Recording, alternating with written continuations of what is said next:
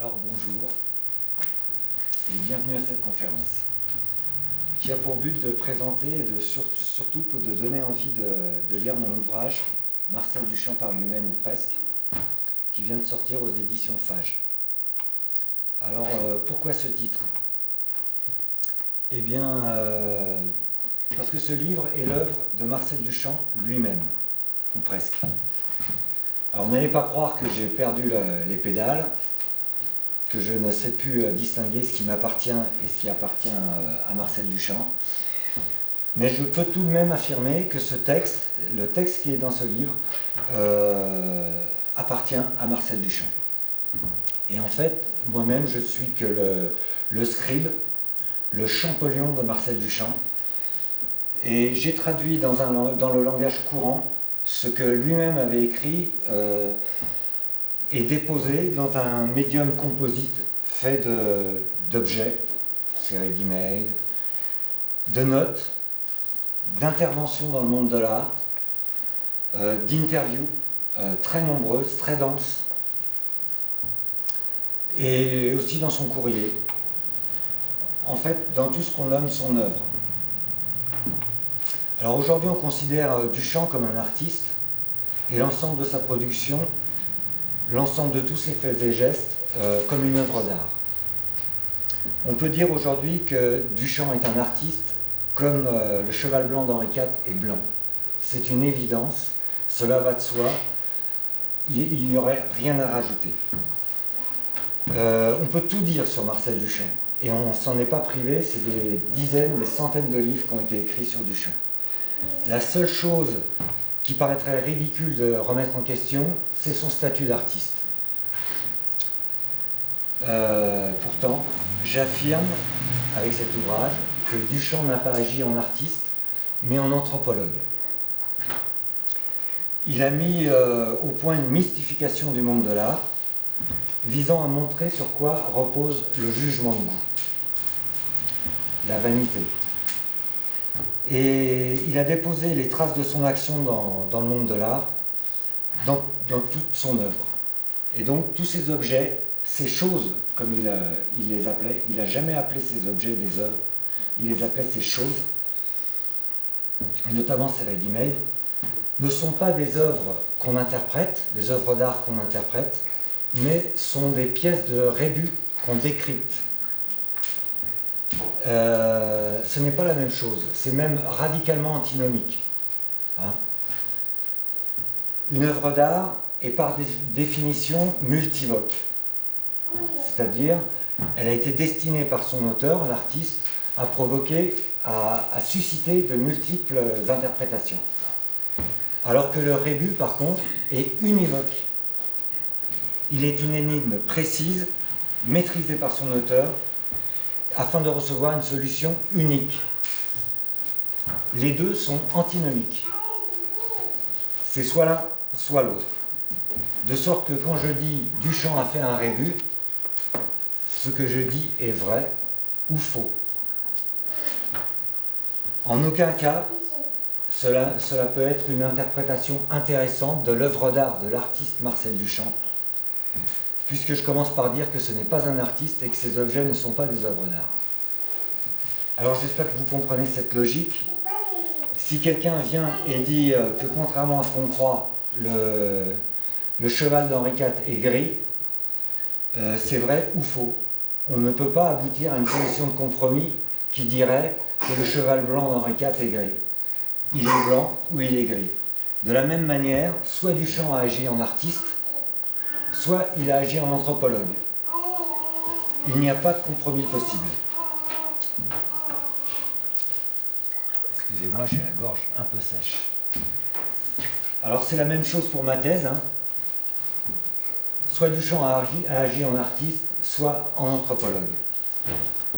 Donc ici, une fois posé cet aspect cassant, hein, cet aspect déterminant, on peut déjà se rendre compte que ce livre-là n'a rien à voir avec tout ce qui a été écrit sur Marcel Duchamp, puisque tout ce qui a été écrit sur Marcel Duchamp parle de l'artiste et de son œuvre.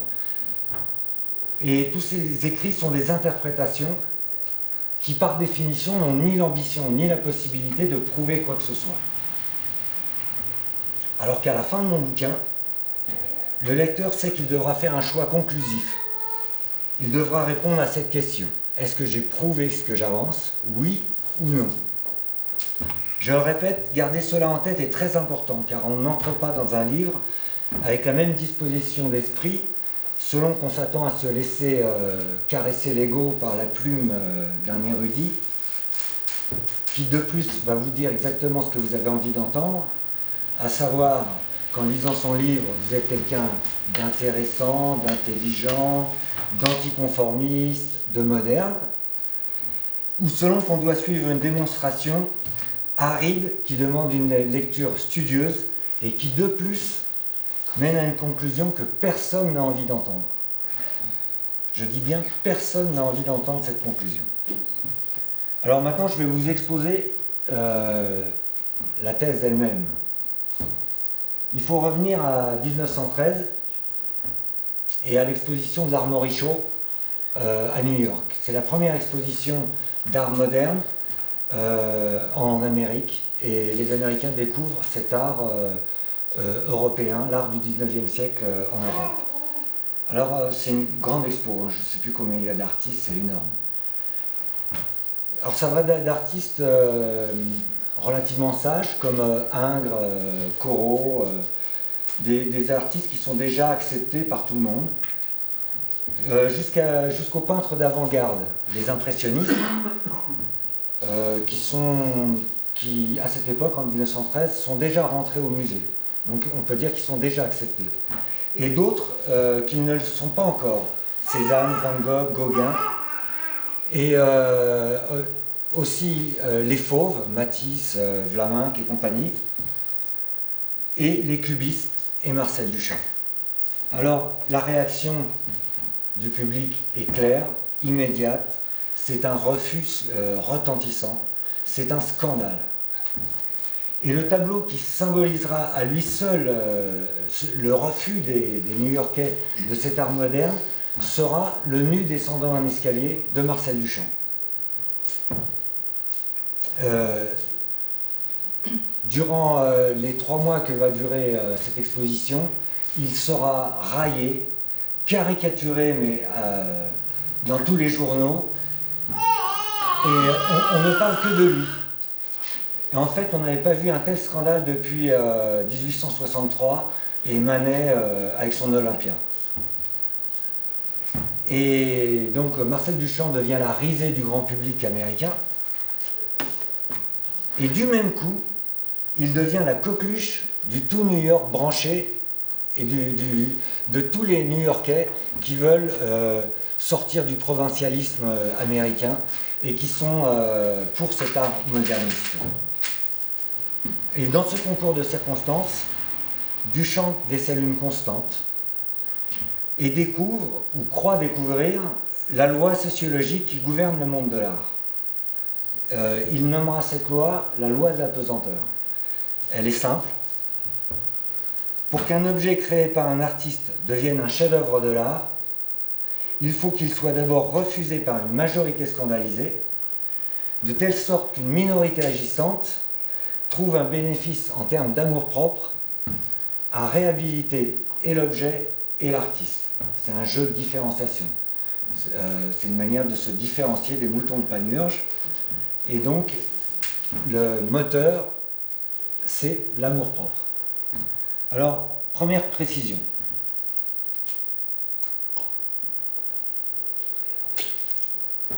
On voit qu'il y a une différence entre l'objet d'artiste et l'œuvre d'art. Ce n'est pas la même chose. Il y a une anecdote qui doit sans doute être fausse, mais qui est marrante pour ça. C'est Van Gogh qui payait son loyer avec ses tableaux. Et on dit qu'un de ses propriétaires avait utilisé un de ses tableaux pour faire la porte de son poulailler. Alors là, c'est bien clair que l'objet qu'a créé Van Gogh n'est pas une œuvre d'art. C'est une porte de poulailler en attendant.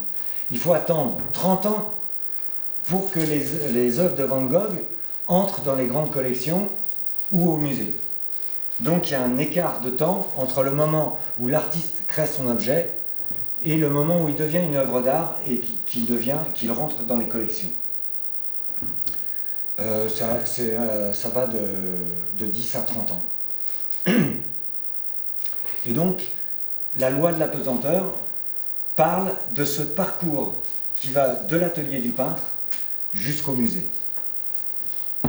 Et deuxième précision, Duchamp découvre ça en 1913, et s'il se retourne sur le passé, jusqu'à 1850, qui est la naissance de l'art moderne, il peut s'apercevoir que ça a toujours fonctionné comme ça. C'est-à-dire des premiers, des Courbet, Manet, les impressionnistes, tous les courants, tous les grands artistes ont débuté par un refus fracassant et une réhabilitation un peu plus tard. Donc lui, il découvre ça en 1913, mais c'est un mécanisme qui s'est déjà mis en branle dès 1850. Alors, le jeune Duchamp, parce qu'il a 26 ans en 1913, plutôt que de faire part de sa découverte par un livre ou en parlant, par un discours, il décide de mettre cette loi à l'épreuve de l'expérience. Si c'est bien une loi sociologique déterministe, n'importe quel objet peut devenir un chef-d'œuvre de l'art s'il se conforme à cette loi, à savoir s'il débute sa carrière par un refus ostensible. Alors, il choisit un objet totalement inadéquat a priori pour devenir un chef-d'œuvre de l'art. Ça sera donc un urinoir. Il attend l'occasion de présenter cet urinoir dans les bonnes conditions, de telle sorte que son urinoir soit refusé. Et l'occasion se présentera en 1917 lors d'une grande exposition à New York qui s'appelle The Big Show. Mais je n'entre pas dans les détails parce que là c'est un peu compliqué. Alors, pour bien montrer que c'est dans une véritable expérience qu'il se lance et pas dans une simple provocation, il va se tenir au plus près de la méthode de la science expérimentale, qui commence toujours une expérience par la mise au point d'un protocole. Alors un protocole d'expérience, ça c'est toujours cette forme.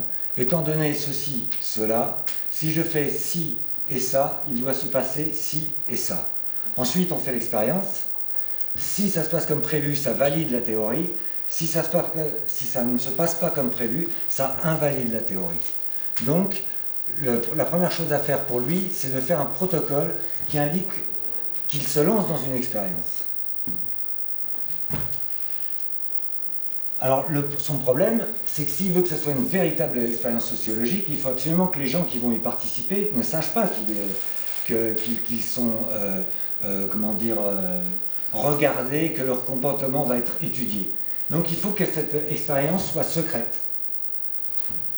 Pour autant, il faut bien qu'un jour, il y ait quelqu'un qui découvre le poteau rose, qui découvre que la volonté de Duchamp était de faire une expérience. Qui découvre que Duchamp est l'auteur du premier protocole expérimental de l'histoire des sciences humaines.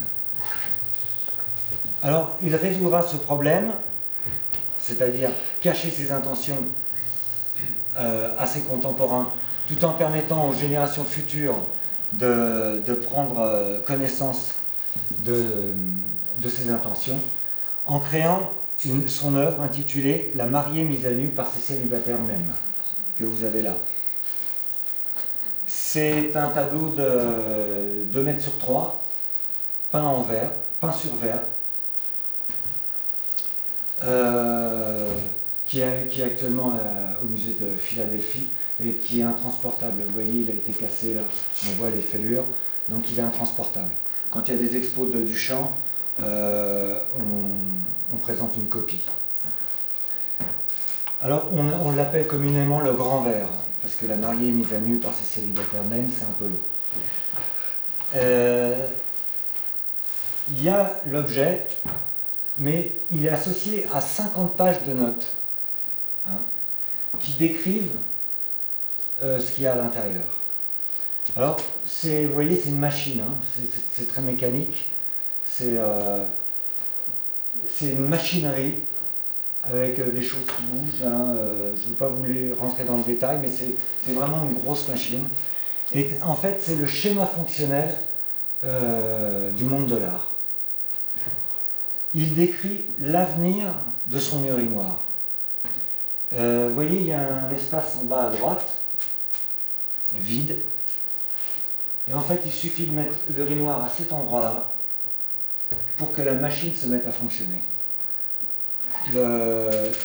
Tout le bouquin se résume graphiquement à ça. Il fallait mettre l'urinoir à cet endroit-là. Et ça, c'est son protocole d'expérience. Alors, évidemment, il est crypté. Hein. Il est crypté pour être incompréhensible à ses contemporains, pour que l'expérience en soit bien une. Il est donc, on peut dire, ésotérique. Mais c'est un ésotérisme simple. Hein. Ce n'est aucune... Il n'y a pas besoin d'aller chercher des traditions ésotériques ou des traditions gnostiques quelconques. C'est l'ésotérisme le plus simple, celui d'un rébus pour enfants. Un rébus pour enfants est ésotérique dans le sens où il a la double fonction de cacher à certains et de dévoiler à d'autres. Et si on montre, par exemple, une boule, un petit cupidon et une haie de jardin à deux enfants, l'un qui connaît l'existence des rébus, l'autre pas, le premier va tout de suite repérer que c'est un rébus et il va dire boulanger. Et le deuxième qui n'a jamais entendu parler du rébus, lui va partir dans une digression esthétique. Il va dire l'ange est bien dessiné, la haie de jardin n'est pas très bien dessinée, ou il va partir sur les intentions de l'auteur de ces trois dessins et partir dans un délire. Eh bien, c'est ce qu'a fait la critique d'art jusqu'à présent vis-à-vis de l'œuvre de Duchamp. Elle en a fait une critique esthétique qui n'a rien à voir avec l'objet, puisque l'objet a été façonné pour être un rébus. Un rébus écrit dans ce que Duchamp nomme son nominalisme pictural. Alors, qu'est-ce que c'est le nominalisme pictural ? Les philosophes connaissent le mot nominalisme, mais pour faire simple, il y a un nominalisme pictural que tout le monde connaît, c'est le code de la route. C'est un nominalisme dans le sens où c'est un langage conventionnel. Par exemple, les triangles représentent un danger et les cercles représentent une interdiction. C'est conventionnel, ça aurait pu être l'inverse, ça n'aurait rien changé. Donc ça, c'est la définition d'un nominalisme. Langage conventionnel. Et pictural, tout simplement, parce qu'il est fait avec des signes graphiques. Eh bien, j'avance que le grand vert, ainsi que tous les objets et notes qu'on prend actuellement pour les œuvres d'art, sont en fait un système construit sur ce nominalisme, un mi-puzzle, mi-rébus, très intentionnellement destiné par son auteur, Marcel Duchamp, à être un jour décrypté. Vous voyez la différence entre ce qu'on pense être une œuvre d'art et qu'on interprète de manière esthétique, et un rébus qu'on décrypte. Il y en a un qui est multivoque, chacun peut délirer, et là, en tant que rébus, c'est univoque, il y a une seule solution. Alors, oui, voilà, petite piqûre de rappel, ce que je viens de vous dire là est vrai ou faux. Alors, maintenant, je vais vous parler des intentions de Marcel Duchamp. Ma thèse est que Duchamp est un Socrate moderne. Je m'explique. Socrate ne contredisait jamais son interlocuteur. Au contraire, il l'encourageait à développer son argumentation, qu'il savait pourtant fausse, jusqu'à ce que cette argumentation aboutisse à une contradiction en soi, à un non-sens, à quelque chose qui fasse saisir à son interlocuteur qu'il se plante, qu'il s'est trompé. C'est le principe des dialogues socratiques, l'ironie. Prêcher le faux à outrance, de telle manière qu'il devienne à ce point visible et incontournable que l'interlocuteur de Socrate se mette à réfléchir, et dans cette réflexion, découvre que Socrate le manipule depuis le début. Et c'est ce qu'a fait Marcel Duchamp. Car un urinoir chef-d'œuvre de l'art, c'est une contradiction en soi. C'est ce qu'on appelle un oxymoron en langage savant. Et c'est un oxymoron concocté par Duchamp pour poser problème. Et effectivement, il a posé problème. Et ce n'est pas un hasard si le vaste débat qu'on nomme la controverse sur l'art contemporain, qui débute en 1992 et qui dure jusqu'à aujourd'hui, débute en fait quelques années après l'exposition inaugurale du Centre Pompidou, qui a été faite avec Duchamp et son urinoir, et qui fait de Duchamp et de son urinoir l'artiste le plus influent du XXe siècle. Donc la méthode de Duchamp est l'ironie socratique. Et son but est bien le même que Socrate, c'est le fameux « connais-toi toi-même ». Mais si Socrate parlait à un seul interlocuteur, Duchamp s'adresse à Homo sapiens, et plus particulièrement aux modernes, à tous les modernes que nous sommes sans exception. Car personne ne peut dire qu'aujourd'hui il n'aime ni Courbet, ni Manet, ni les impressionnistes, ni Van Gogh, ni Gauguin. Donc obligatoirement on est obligé d'aimer un des grands artistes qui va de 1850 à nos jours. Or, ce que nous dit la loi de la pesanteur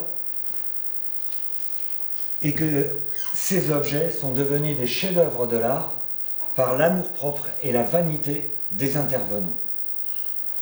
Son expérience montre qu'ils n'ont aucune qualité esthétique par eux-mêmes. Sinon, un chiotte n'aurait pas pu devenir un chef-d'œuvre de l'art, et encore moins de manière prédictible, scientifiquement prédictible, 50 ans à l'avance.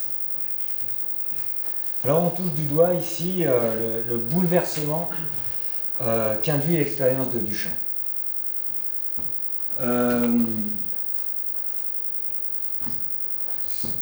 Imaginez-vous une cour de récré de maternelle. Donc il y a tous les objets, tous les jouets dans la cour de récré. Et à chaque récré, évidemment, il y a des disputes.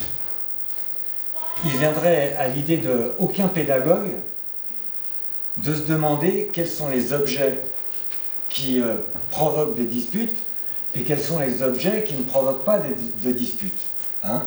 Si aujourd'hui les deux mômes se disputent pour le tricycle flambant neuf, tout plein de couleurs, on peut se dire, bon, à la rigueur, on peut se dire, c'est parce qu'il est tout neuf et que tout le monde le veut. Mais on sait très bien que les deux mêmes mômes, le lendemain, vont pouvoir se disputer pour un bout de bâton qui traînait dans la cour. Donc, on sait que les objets, les jouets, sont des prétextes à dispute et n'ont aucune qualité en eux-mêmes qui provoque ces disputes. Eh bien, ce qui semble aller de soi chez le petit du mammifère Homo sapiens semble impossible chez le même Homo sapiens devenu adulte. La même situation semble limpide quand elle concerne les enfants et incroyable quand elle concerne les adultes. Car personne n'acceptera de bon gré que les œuvres d'art n'ont aucune qualité esthétique intrinsèque, mais seulement des qualités circonstancielles, des qualités contingentes, celle d'avoir su provoquer à tel ou tel moment une dispute, comme chez les mômes, qui met en marche ce que l'anthropologue René Girard nomme le jeu de différenciation mimétique, ou ce que le sociologue Pierre Bourdieu appelait la distinction. Alors que la querelle entre adultes à propos de telle ou telle œuvre d'art se déroule en développant des arguments hautement élaborés et souvent très très intéressants, ne change rien à l'affaire. Comme dans la cour de récré, les œuvres d'art et les objets culturels sont des prétextes qui nous permettent de nous livrer à la seule activité qui nous motive vraiment, la seule activité qui sous-tend toute l'agitation du monde moderne, à savoir la recherche individuelle d'une identité différenciée.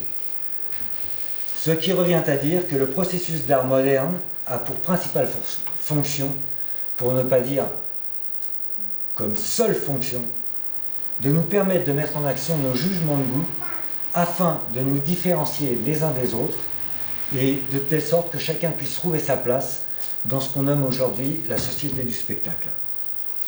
Alors, j'insiste sur le fait que c'est uniquement en situant les intentions de Marcel Duchamp au niveau spirituel élevé qu'est l'ironie socratique qu'on peut tirer bénéfice de son expérimentation, de son expérience.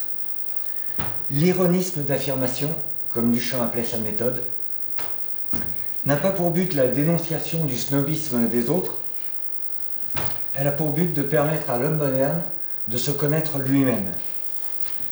Même si l'image qui se dessine est à ce point vexante qu'on aura tôt fait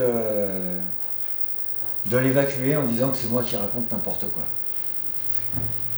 Duchamp nous pousse à regarder, à reconnaître la poutre que chacun a dans l'œil et à ne pas trop s'attarder à la paille dans l'œil du voisin. En conclusion, je dirais que tout cela n'a de sens que si cette énième vexation copernicienne est bien l'œuvre de Duchamp, l'œuvre d'anthropologue de Marcel Duchamp, et non un délire personnel de plus, un énième délire sur l'œuvre d'art de Marcel Duchamp.